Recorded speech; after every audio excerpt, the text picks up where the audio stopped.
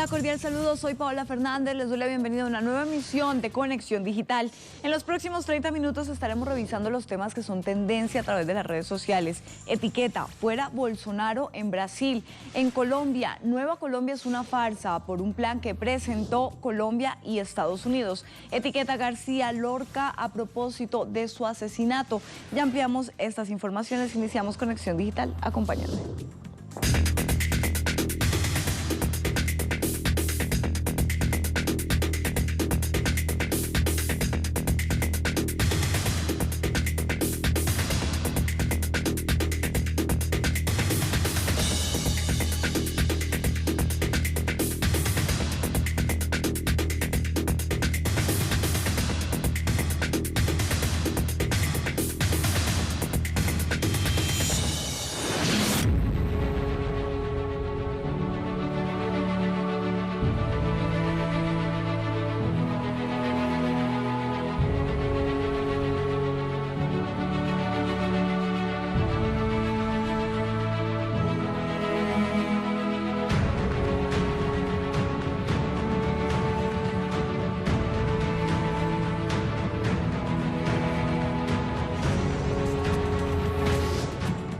En medio del impacto por la pandemia de la COVID-19, el gobierno de Jair Bolsonaro propone recortes presupuestarios del sector salud para el 2021, mientras el país se mantiene como el epicentro de contagios en Latinoamérica. En un contexto donde el presidente suma más de 50 solicitudes de destitución por su deficiente gestión. Vamos de inmediato a revisar portales que nos traen más información acerca de Brasil. Telesur. Autoridades registran 108.536 muertes por COVID-19 en este país. El Ministerio de Salud de Brasil confirmó este lunes 684 decesos por la COVID-19, con lo que acumula 108.536 fallecidos desde el inicio de la pandemia en el país, mientras el número de contagiados supera los 3 millones. La más reciente actualización del Ministerio de Salud registró 19.373 nuevos casos. Prensa Latina nos dice, autorizan en Brasil ensayos clínicos de otra vacuna contra COVID-19. La Agencia Nacional de Vigilancia Sanitaria de Brasil autorizó hoy la realización de ensayos clínicos en una fase avanzada con la posible vacuna contra la COVID-19, desarrollada por la farmacéutica estadounidense Johnson & Johnson. Más información, portal Jair Bolsonaro acumula 52 solicitudes de destitución en Brasil. Con la reciente denuncia de la Coalición Negra por los Derechos en Brasil, el presidente Jair Bolsonaro acumula 52 solicitudes de proceso de destitución. La más reciente lo emplaza por delitos de responsabilidad, debilitamiento de la vida de la población negra en las ciudades y también en las comunidades afrobrasileñas consideradas tradicionales. Esta solicitud se presentará ante la Corte Penal Internacional de La Haya. La nueva solicitud de juicio político contra Bolsonaro está respaldada por otras 600 organizaciones. Revisamos de inmediato la cuenta de nuestro corresponsal en el gigante sudamericano, Nacho Lemus. Nos dice lo siguiente: en medio de la crisis sanitaria, el Ministerio de Economía, Paulo Guedes, trama el presupuesto 2021. El Ministerio de Salud prevé un recorte de 1.2 mil millones y 8.6 mil millones de dólares, considerada la suma actual por pandemia. El de Defensa tendrá un aumento del 48,85%. Y por supuesto, llueven las críticas a través de las redes sociales. Vamos a la cuenta en Twitter, dice Giselle González: Jair Bolsonaro fue denunciado por crímenes de lesa humanidad y genocidio en la Corte Penal Internacional con sede en La Haya. La iniciativa está liderada por la Unisaude, con una coalición de entidades que representa a más de 1 millón de trabajadores de la salud en Brasil. Etiqueta Brasil urgente. Más reacciones. Toño Bandera nos dice: indígenas brasileños exigen apoyo a Bolsonaro genocida para enfrentar la COVID-19, y estas fotografías de algunos representantes de comunidades indígenas. Más reacciones a través de las redes sociales en contra del gobierno de Jair Bolsonaro y de su mala gestión en la pandemia del COVID-19, Brasil, uno de los países más afectados por el coronavirus en el mundo. Vamos de inmediato a revisar también la cuenta de Oscar, que nos dice a través de su cuenta: textazo sobre Bolsonaro, las raíces históricas del fascismo brasileño, la irracionalidad del personaje y sus acólitos y el desastre que ha sido su gobierno. Y la bestia macuspana aparece en la lista de los destructivos demagogos populistas de nuestra era.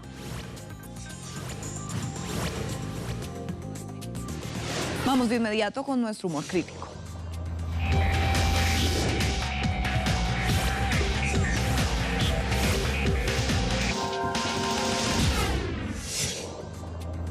Nuestra caricatura del día tiene que ver con nuestro tema anterior, Brasil y la gestión del presidente Jair Bolsonaro. Allí tenemos justamente la bandera de Brasil, el presidente Jair Bolsonaro, y el coronavirus. Como para muchos de los habitantes de Brasil, el presidente ha sumergido al país en una crisis sanitaria, económica y política. Revisamos de inmediato otros temas que nos mantienen en alerta en las redes sociales y lo hacemos en directo con nuestros corresponsales.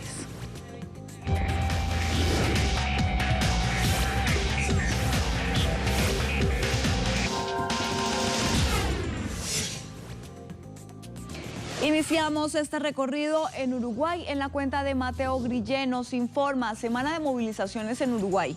Los profesores de secundaria nucleados en la FENAPES Uruguay reclaman mayor presupuesto educativo y rechazan la ley de urgente consideración aprobada en el Parlamento. Escuchemos. Esta semana será una semana de movilizaciones en el Uruguay, tal y como aconteció la semana pasada y como probablemente suceda en los próximos días, porque se está discutiendo la ley de presupuesto a nivel gubernamental y en pocos días más va a ir al Parlamento para que se discuta allí en las cámaras de senadores y diputados de qué manera se van a distribuir los dineros en los próximos 5 años. En este caso se trata de una movilización de la Federación de Profesores de Enseñanza Secundaria que parará o para, en el caso del día de hoy, 24 horas en algunos departamentos del interior. Mañana también parará 24 horas en otros departamentos del interior del Uruguay y finalmente el jueves será el paro que comprenderá la capital, a la zona sur, que incluye a la capital Montevideo. El reclamo es de mayor presupuesto para el sistema educativo. Concretamente, los profesores piden un 6% del Producto Bruto Interno destinado a los distintos sistemas de educación pública y un 1% además que se incremente para la investigación y el desarrollo. Así que en total sería un 7% del PBI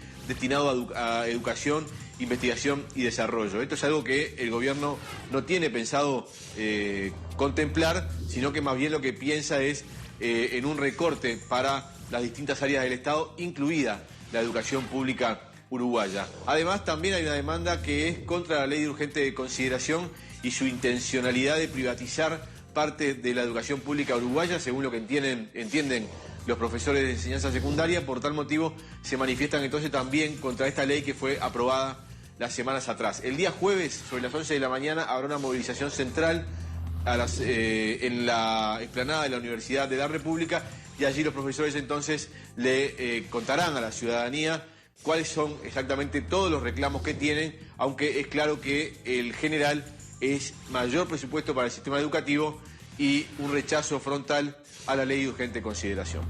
Movilizaciones entonces en Uruguay. Vamos hasta Ecuador. Denise Herrera nos dice: se anuncia el binomio presidencial que representará a la Revolución Ciudadana en las próximas elecciones. Escuchemos.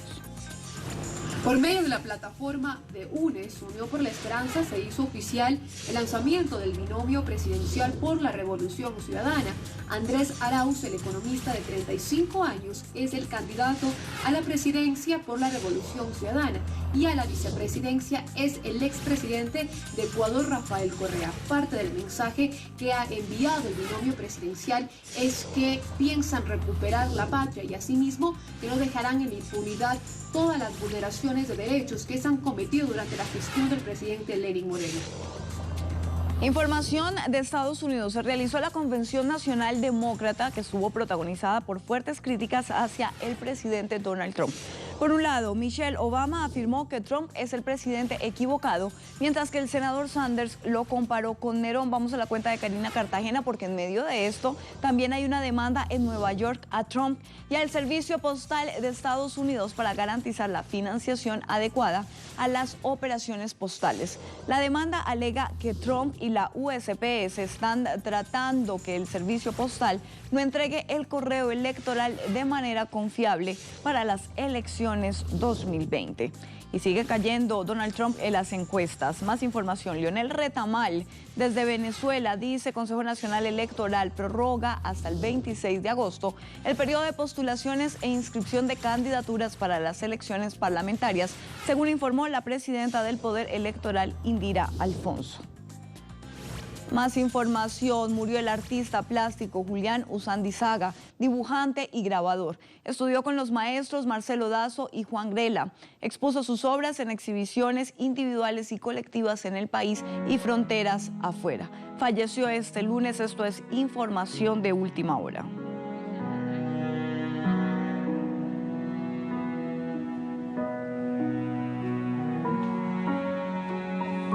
Vamos hasta Rusia. Lisandra Andrés nos dice: Vladimir Putin reiteró hoy su rechazo a una injerencia externa en los asuntos de Belarus, lo que llevaría al aumento de la crisis política en Minsk al tratar la situación en ese país con el canciller federal alemana Angela Merkel. Información de Filipinas a través de la cuenta de Telesur TV. Sismo de magnitud 6,6 en la escala de Richter sacude la región central de Filipinas, sin que de momento las autoridades hayan informado de víctimas ni activado la alerta de tsunami. Estaremos atentos al desarrollo de esta noticia. Noticias de Mali: el levantamiento militar ocurre tras semanas de inestabilidad política en el país, en medio de manifestaciones, disturbios y el pedido de la renuncia del presidente Ibrahim Boubacar Keïta. Más información a través de las redes sociales o nuestro portal web. Noticias del Líbano: el Tribunal Especial para el Líbano dictaminó que no hay pruebas de que Siria o el movimiento Hezbollah estuvieran implicados en el asesinato del ex primer ministro libanés Raif Hariri.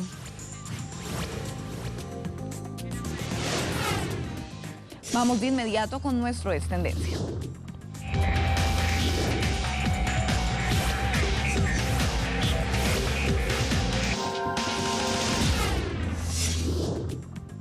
Hoy se conmemora el asesinato de uno de los poetas más insignes de la época, Federico García Lorca, y por supuesto se convierte en tendencia a través de las redes sociales. Vamos de inmediato a Twitter, nos dice Diversidad Sexual y Derechos LGTBI. Hoy recordamos a Federico García Lorca, uno de los grandes genios de la historia de la literatura. El 18 de agosto de 1936 fue fusilado. Entre los motivos que sirvieron para asesinarle, ser homosexual. El odio acabó con su persona, pero no con su legado. Nunca te olvidaremos. Más reacciones, dice Fonsi Loaiza. Tal día como hoy, hace 84 años, el poeta Federico García Lorca era asesinado por el fascismo. Sus restos, como los de 100.000 fusilados republicanos, siguen en una cuneta, mientras el cadáver de su asesino, Queipo de Llano, está con honores en la Basílica de la Macarena. Picasso, dios de las vanguardias, dice: en una madrugada como la de hoy asesinaron a Federico García Lorca, ocultando su cuerpo para que no pudiéramos honrarlo. Pero cuando un hombre es la voz de un pueblo, un puñado de balas no pueden matar su voz ni hacer desaparecer su espíritu. Juanma Moreno: la grandeza de Federico García Lorca, de sus versos, de su prosa y de su teatro perdurarán siempre. Mi recuerdo en el 84 aniversario de su asesinato. Andalucía es tierra de cultura y cuidará la obra y el legado de quienes nos han hecho referentes. Revisamos ahora lo más recomendado.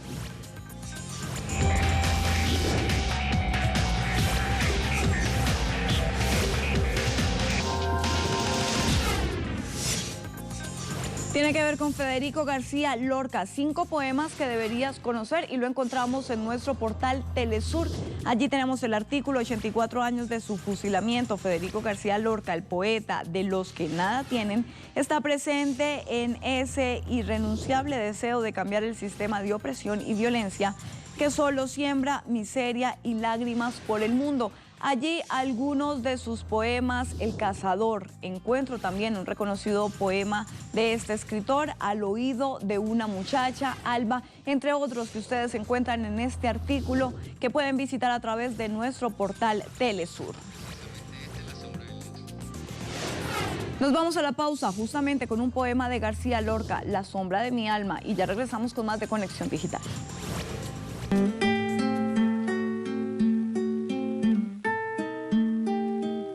La sombra de mi alma huye por un ocaso de alfabetos, niebla de libros y palabras. La sombra de mi alma. He llegado a la línea donde cesa la nostalgia y la gota de llanto se transforma al alabastro de espíritu. La sombra de mi alma. El copo del dolor se acaba, pero queda la razón y la sustancia de mi viejo mediodía de labios, de mi viejo mediodía de miradas. Un turbio laberinto de estrellas ahumadas enreda mi ilusión casi marchita, la sombra de mi alma. Y una alucinación me ordeña las miradas. Veo la palabra amor desmoronada. Ruiseñor mío, ruiseñor, ¿aún cantas?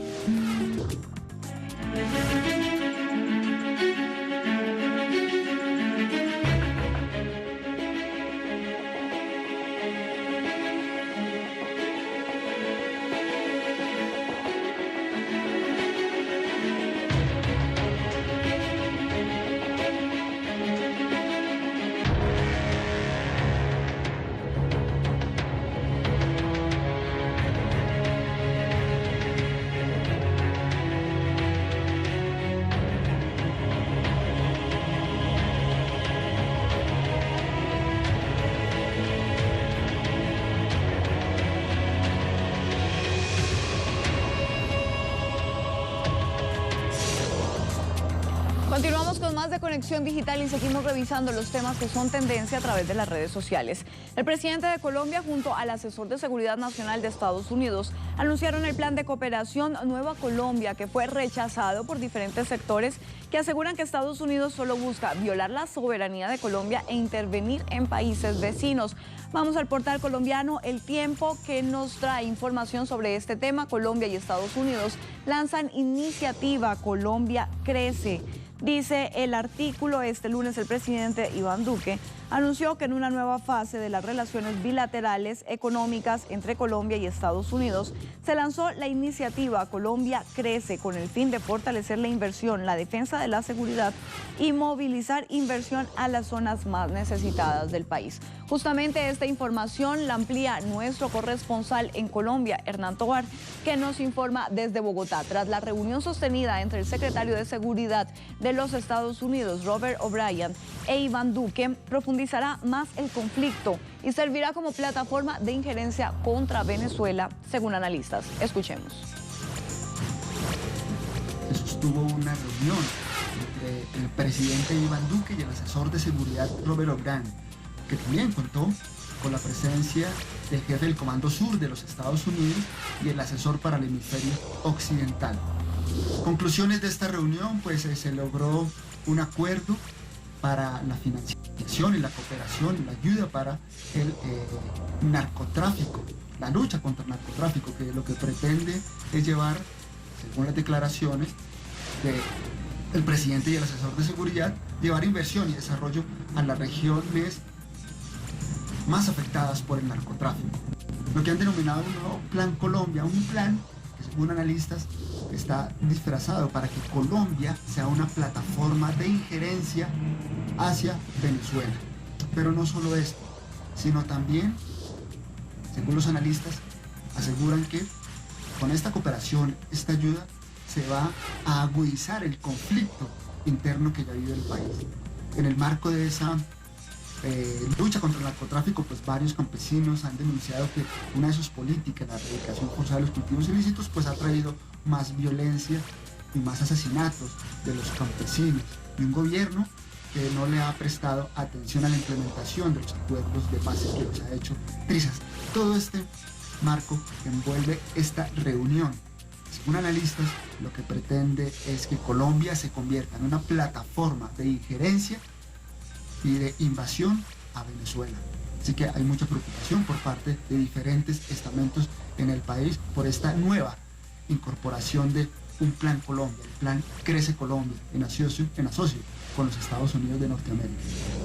Allí la ampliación entonces de nuestro corresponsal en Colombia. Vamos a revisar reacciones. María José Pizarro, congresista colombiana, dijo a través de su cuenta en Twitter: con la iniciativa de crecimiento Estados Unidos-Colombia, Duque y el asesor de Seguridad Nacional de Estados Unidos anuncian que marcharán contra Venezuela. Esto es el anuncio de una invasión terrestre colombo-americana por la frontera. Anuncian una nueva violación a nuestra soberanía. Es la respuesta entonces de la congresista al trino del presidente Iván Duque, donde justamente hizo el anuncio de la cooperación. Más reacciones a través de las redes sociales. El abogado y economista Álvaro Leiva Durán dice: Trump, emproblemado, necesita un gran golpe preelectoral. Curiosa visita de los americanos para hablar de plata con almirante jefe del Comando Sur incluido. Duque necesita flotador y dinero post-COVID-19. Se está juntando el hambre con las ganas de comer. Invasión a Venezuela.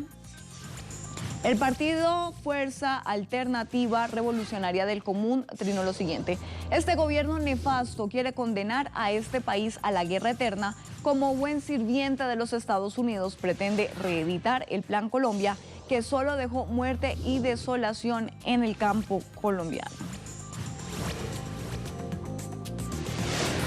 Lluvia de críticas entonces para el presidente de Colombia, Iván Duque. Despedimos Conexión Digital con la campaña El silencio no es una opción, no más silencio. Hoy la historia de la lideresa del Magdalena Cocubana, asesinada el 2019, contada por Consuelo Luzardo. Hasta aquí Conexión Digital. Feliz día. En el 2019, 8 líderes comunitarios fueron asesinados en el departamento de Arauca. Magdalena Cocubana era una líder indígena del pueblo Macaguán que luchaba por los derechos de su comunidad y el respeto de las tradiciones étnicas. En la comunidad Macarieros del pueblo Macaguán Tame, en Arauca, era reconocida como cacica y como líder historiadora de cultura y tradición.